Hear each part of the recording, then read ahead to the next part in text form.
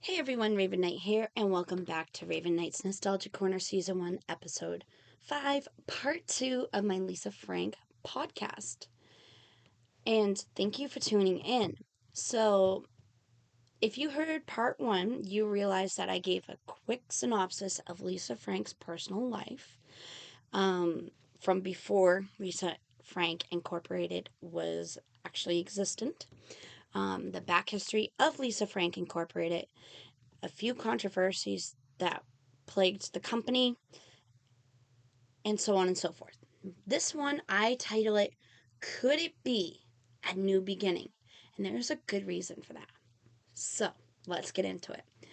Though Lisa Frank herself has stated to multiple news outlets and in interviews that she, quote, never wants to be a manufacturer again, end quote, there are many people, including fans, who are speculating how true this is to be. And here's a really good reason why. Truth be told, Lisa Frank Incorporated still exists today, as in 2023. But because they have been deemed as unable to build and maintain business relationships with other companies, unfortunately, that was basically their kiss of doom. And in most cases, for some companies, there's no way to recover from that. But Lisa Frank Incorporated now heavily relies on collaborating with other companies to make their product for them. Okay, so I'm going to safely assume by now you want to know what that means. Now, I will tell you. In 2019, Lisa Frank collaborated with several companies, such as, but not limited to, a company called Blend Jet, Casetify, Invisibobble, Loungefly, many of you probably recognize that name, or Orly Beauty. Now, in 2021, something Franktastic, pun intended, happened. Forrest Green, who is actually Lisa Frank's, at this point he was 21 years old, her son, took over as Director of Business Management for Lisa Frank Incorporated. Yeah, that sounds great. But wait, there's more. All of us long-term fans and new-term fans got a glimmer of hope from the once iconic vivid-colored cartoon manufacturer of some unexpected collaborations. Now, I know 2021 may be a blur to a lot of people because of the previous pandemic, but anybody who's a diehard Lisa Frank fan will be able to say, ha, I was able to witness this happen. Lisa Frank and Pillsbury, the baking company, launched a Lisa Frank ready bake cookies, basically like a kit, all right? And it had Marky the Unicorn on it. These cookies went viral so quickly, and I mean viral, so quickly that stores quite literally could not keep them in stock. And most people couldn't get those until late 2022. That's how viral they went. You had a Morphe makeup and Lisa Frank collaboration, which when I was researching this part of the Morphe collection for Lisa Frank, I found out that that alone itself had a huge controversial background. I do know for a fact I did not touch base on that controversy in the first podcast, so I'll touch base now. When Morphe released the Lisa Frank collection, apparently there was a Kickstarter for another company that came up with like $350,000+ on the Kickstarter to release a Lisa Frank collection of makeup. And unfortunately, those who backed it didn't get 90% of the product. They got like an eyeshadow, or let's say, for example, a lipstick. And that was it. And their money was gone. They had to go through their banks and get it refunded. And a lot of them never received refunds.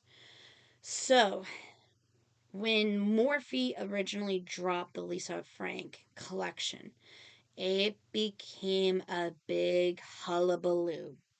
And everybody that lost their money in that Kickstarter was boycotting Lisa Frank and Morphe over it and causing a lot of problems over it. Now, those who did not donate were like, oh, Lisa Frank, let's go for it, whatever. I was even one of those people that were considering, hey, Lisa Frank makeup brushes? Heck yeah. But, like I said, a lot of people were not happy about it. And then once that collection sold out, Morphe relaunched it. Yep, I said those words because you never hear that word or those words with Morphe at all. They're usually a one and done. So, the Lisa Frank collection from Morphe consisted of makeup brushes, eyeshadow palettes that the covers featured Marky, Casey, Forrest, and the iconic alien duo Zoomer and Zorbit. Makeup sponges, kind of like, what do you call it? The beauty blenders. And a lip crayon trio set. There was two of them. One of them had Angel Kitty on them, and the other had Casey and Camus in the desert, which was an iconic pose for those two yellow labs or golden retrievers. Now, after the Morphe collection, you had a Crocs, as in Crocs shoes, Lisa Frank collab. And this one, when I was looking it up, was a pretty neat collaboration that consisted of kid-sized Crocs, classic Crocs, and something they called gibbets pieces that could be worn in the Crocs.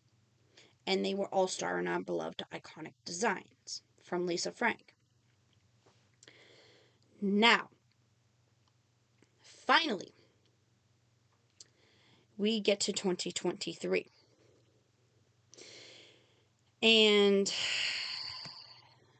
that is going to be a fun one because as of right now, 2023, Lisa Frank fandom, because of nostalgia, has reached the highest level of fandom it has been at since it went viral in the 90s with the kids, tweens, and adults of all ages.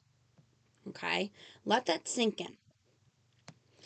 Now, also in 2023, Lisa Frank fans also had a really big surprise. And it was about, I want to say, a week ago. On TikTok, we got an unofficial taste of Lisa Frank in a whole new way. That's the best way I could emphasize that. And this is a way that had never been considered, seen, or used before. 3 words: TikTok filter. Now, to elaborate on that, because I know everybody's going to be like, Lisa Frank TikTok filter, I gotta find it. Wait a minute before you get hyped up about this.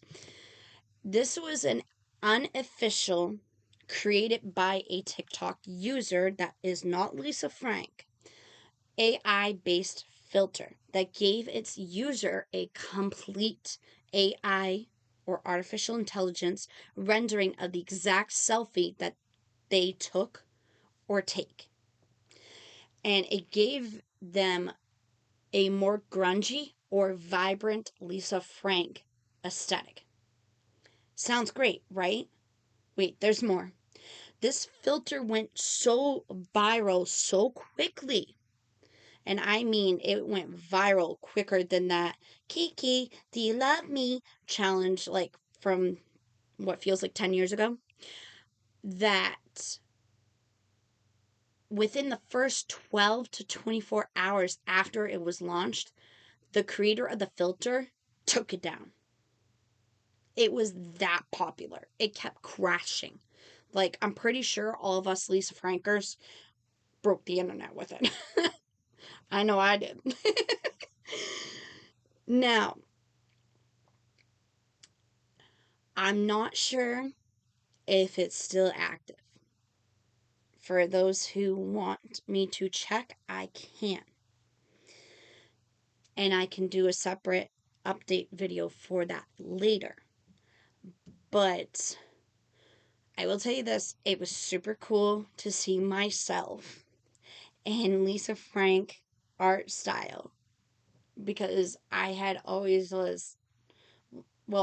hoped that, someday I'd be turned into a Lisa Frank character.